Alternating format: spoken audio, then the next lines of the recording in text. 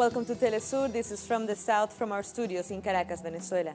I'm Carla Gonzalez, and as we are connecting the global South, we want to welcome our new viewers from Nigeria and South Africa. Let's begin.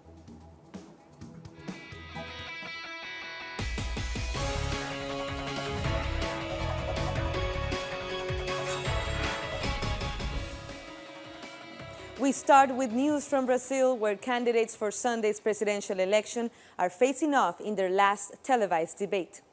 Workers' Party candidate Fernando Haddad has said that a campaign by the media is largely responsible for far-right candidate Jair Bolsonaro and his advancement in some polls. He said abusive messages were being spread on social media and then published as fake news. Haddad also spoke on the record of the current administration. We will recover finances, but not in the manner that you want. 2. Cutting and eliminating rights. You are doing away with workers' rights. You have ending social rights. Supporting the government of Temer. From the outset, 4 ministers were named. Why doesn't the Workers' Party have ministers in the Temer government? While PSDB has 4 ministers. We have problems in foreign affairs. They even praised Bolsonaro, and now you are criticizing him. They cannot end workers' rights in order to improve public accounts. That is very serious. You cannot give privilege to the people above as you did, approving a readjustment in the judiciary, which are the officials who earn the most, and wanting to put burden on the workers and eliminate the rights of people with disabilities. The Workers' Party will never do something like that. With this, the Brazilian electoral campaign has closed ahead of Sunday's first round, with some electors saying that the country is going through some of its worst moments. Right-wing Bolsonaro is surging in the polls. A duel between Bolsonaro and Haddad would see a 44 against 42% split, according to Datafolha. Too close to call, given the plus or minus 2 points margin of error. It is difficult. The election for me as an elector. I still don't have good prospects for Sunday's elections. Brazil is going through a situation that I think is the worst possible, the worst. I think I don't see perspective either in this election or in the next 4 years from now. It seems to me that it's going to be a fierce dispute, where the winner will have little difference from the candidate who is not elected. We now go to Uruguay. Social movements have created a committee to support democracy in Brazil and the release of former President Luis Ignacio Lula da Silva. Activists, political figures, and intellectuals attended an event to launch the committee.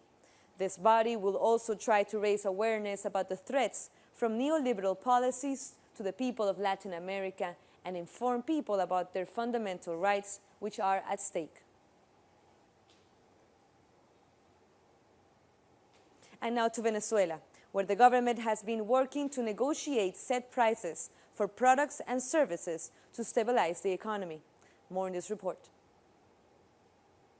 The shutters are down, not because of shortage, but as a sign that there is no meat on the shelves. They are nuts. They want to kill us Venezuelans. If I'm agreeing the prices, then I assume everything has been checked, how much the profit and loss is. And they have to sell it like that? But they put the prices at 90, and you can't find it anywhere, not even half a kilo of meat. Beef is one of the 50 products whose price was agreed between the government and the private sector. But pork, if you can find it, like other animal proteins, doesn't have a controlled price.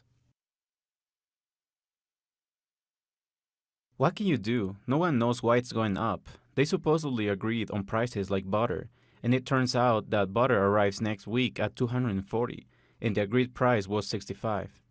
So who is putting it up? It's the Polar Company, because they are the ones who are selling it. The wholesalers do what they want. It is anarchy. They don't care about anyone else. There's a lot of speculation, so to avoid problems, it's easier just not to sell it. On this corner, they sell eggs. Apparently, they don't have any, but they do. Only they sell them secretly at non-agreed prices. You are not going to sell eggs? Tomorrow at 6 a.m., because eggs sells fast, because people buy eggs quickly, I sold them before, when they were in control. The problem is the price control, because if they were free of the price, then the eggs reappear. Just like chicken and meat, because all of that has disappeared. It seems that the businessmen's commitment with the government are not being kept. For other economists, speculation is the main issue. Price agreements are a valid tool. If you look at Argentina, Macri's government eliminated the price agreements of the previous government, and now inflation has increased. So there's a call to reintroduce price agreements. I think that these agreements are a valid tool. The conditions are there for them to be implemented, and if they don't comply, it is for purely speculative reasons. The private school sector has also signed an agreement with the government to control enrollment fees. This is to ensure agreed prices for school tuition, to ensure the right to education for the sake of our children. The government's efforts continue. Now it is time to listen to the pharmaceutical sector, whose production costs are being evaluated. Coming up, more stories. Meanwhile, you can follow us on Twitter at Telesur English and my personal account, Carla G. Telesur. We'll be back.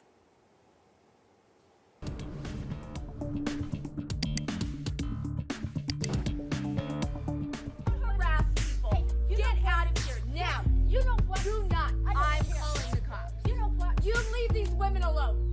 Get out. You go.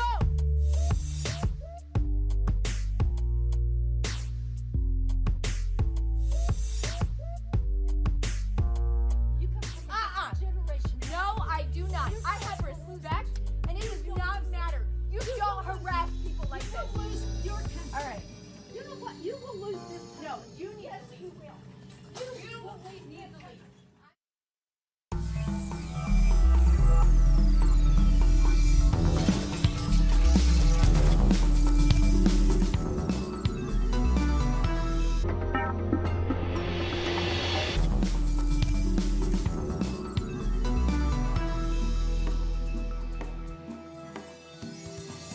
Welcome back.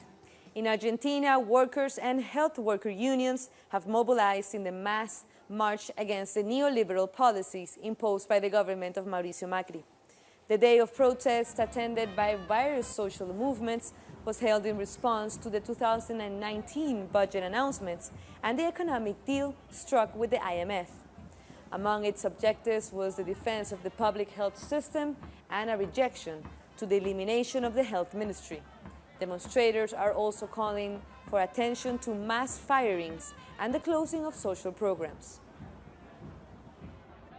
Health in Argentina is being degraded year after year. It's been 30 months with this government, and every year the budget is being decreased. Public policies are practically abandoned, and that affects the organization of the health system and the quality that can provide health care for our people.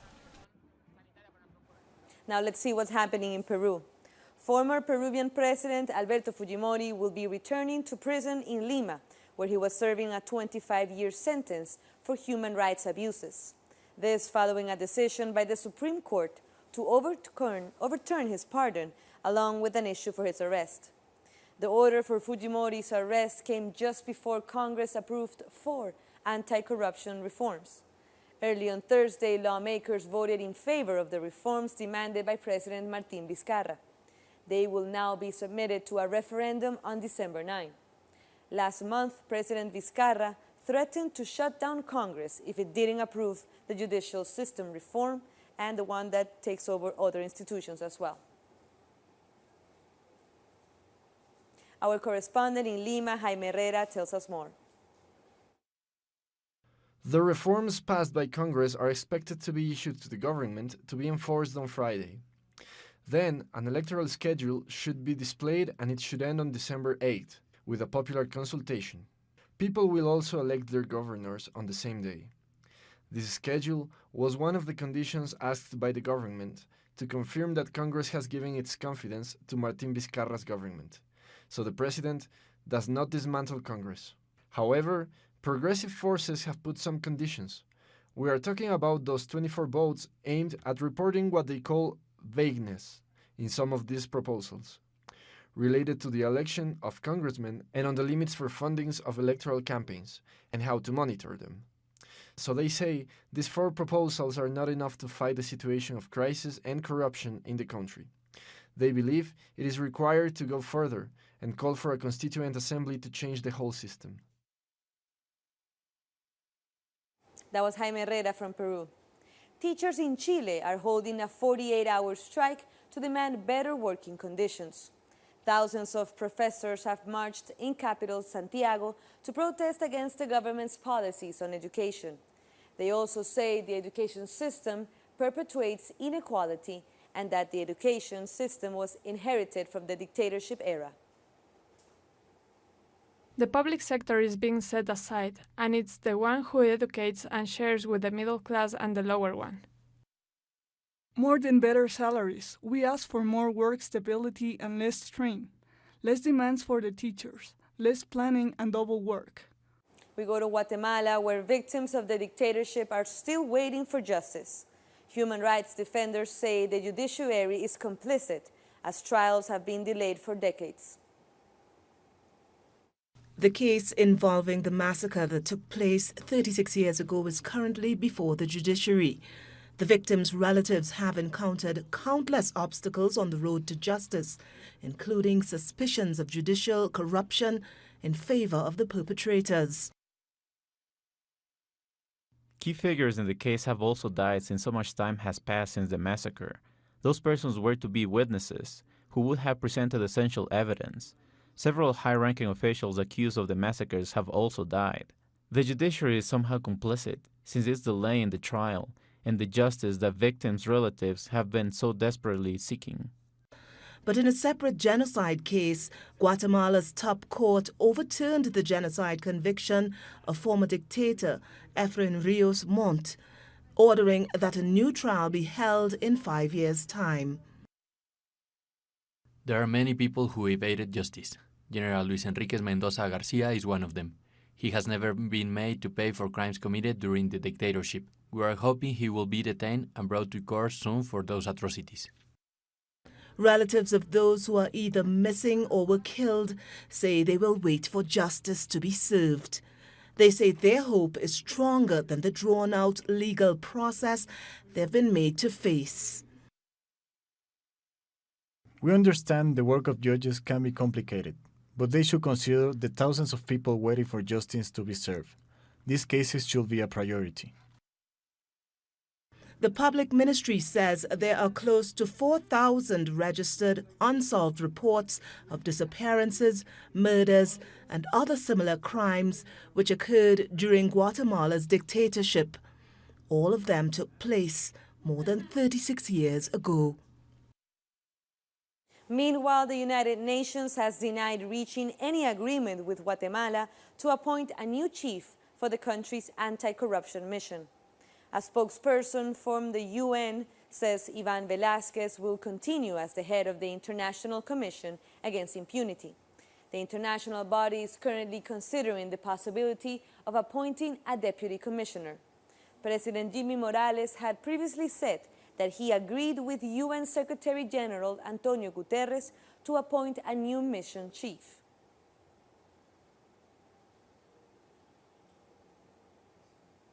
Mexico's President-elect Andrés Manuel López Obrador has spoken by phone with U.S. President Donald Trump about the new trade deal to replace NAFTA.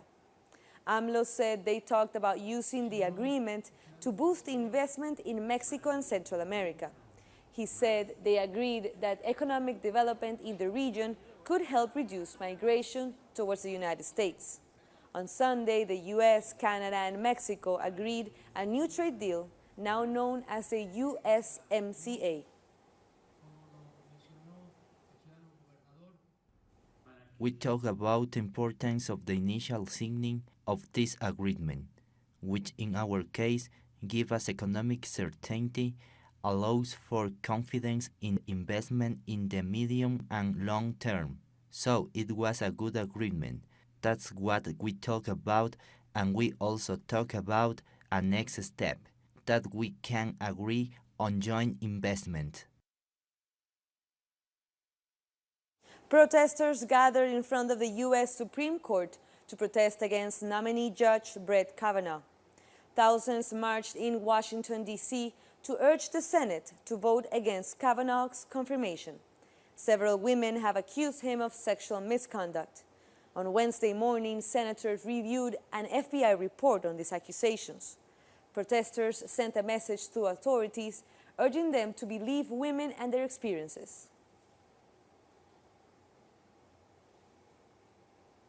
The United States has nullified the Treaty of Friendship signed in 1955 with Iran. This after the International Criminal Court of The Hague ordered the withdrawal of sanctions against Tehran related to humanitarian goods, drugs, and civil aviation.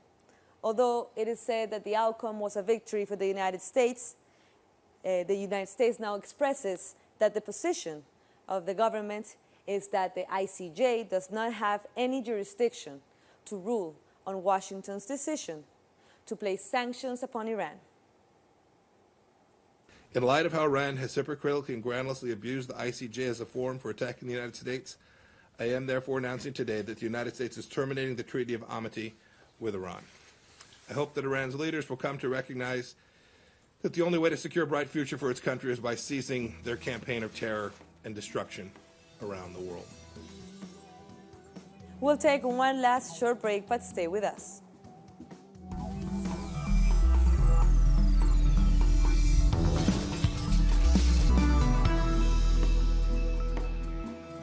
Welcome back. In South Africa, a two-day job summit has begun with representatives from different sectors working to develop measures to address unemployment. During the United We Can Create Jobs Summit, labor, government, and business representatives discussed measures to raise 275,000 jobs. Cyril Ramaphosa said economic performance has been undermined by state corruption. As you look at unemployed people in our country, they go around the streets of our country, the pathways of our villages, aimless. They almost go around like zombies.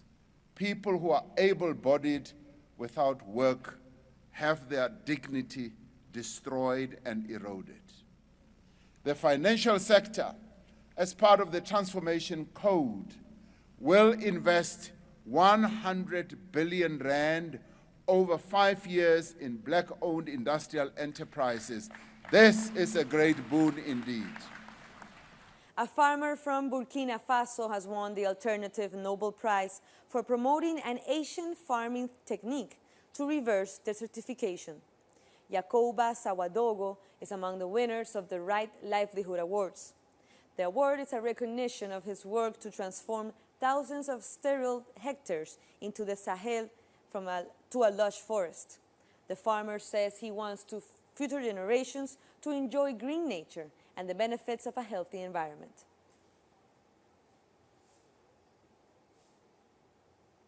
Thousands of people are fleeing their homes in southwest Cameroon amid fears of violence during the October 7 general elections. In recent months, unrest in the Anglophone regions has escalated. Fighting between English-speaking regions, security forces, and armed groups has intensified. Separatists have threatened to block roads during the election. Opposition candidates are looking to unseat President Paul Biya, who has been in power for 36 years. There's a panic around the people because security cannot be anywhere at any time.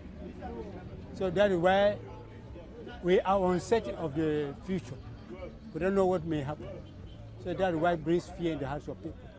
The North Atlantic Treaty Organization, or NATO, is supporting new accusations against Russia. NATO indicated that all its member countries will continue to work to strengthen their defense capacity and accuse Russia of violating international law.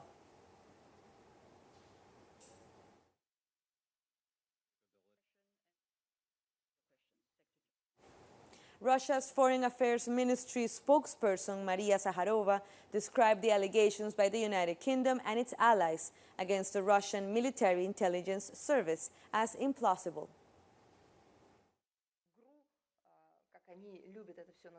Without any scrutiny, the GRU, cyber spies, Kremlin hackers, WADA have been linked into a horrendous fragrance concoction possibly contained in a Nina Ricci bottle. The rich fantasy of our British colleagues knows no bounds. I would like to look at the people who make this all up.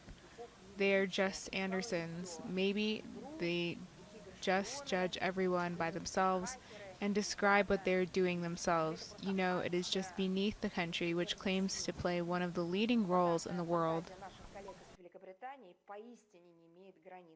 And the Russian ambassador to the United Kingdom also rejected accusations for alleged cyber espionage attacks on international organizations, such as the OPCW and the British Foreign Office.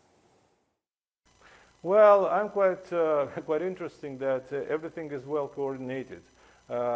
Maybe you're aware that there is a meeting of the NATO countries today going in Brussels, and they are discussing the cyber warfare.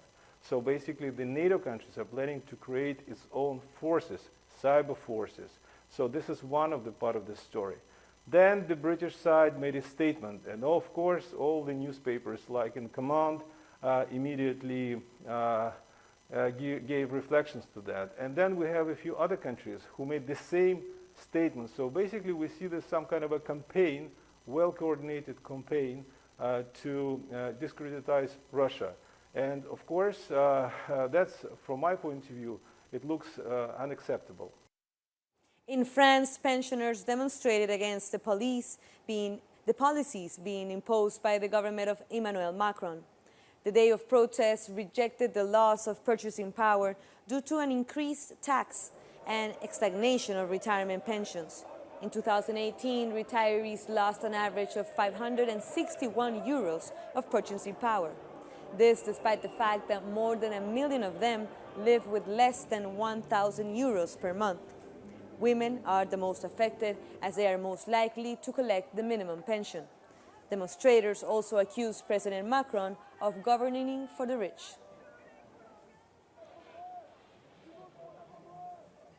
Syria's recovered antiquities have been unveiled at the Damascus Opera. Golden coins, bronze statues, and amphoras are among these 500 artifacts on display. 2 rare busts were rescued from the ancient city of Palmyra and restored after being damaged by the Islamic State. Dozens of Syria's archaeological sites were destroyed during the civil war.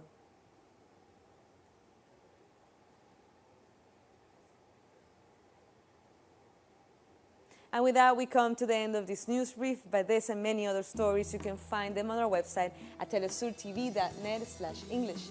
Here you can find all our latest information from today, especially from the upcoming elections in Brazil. So go check it out.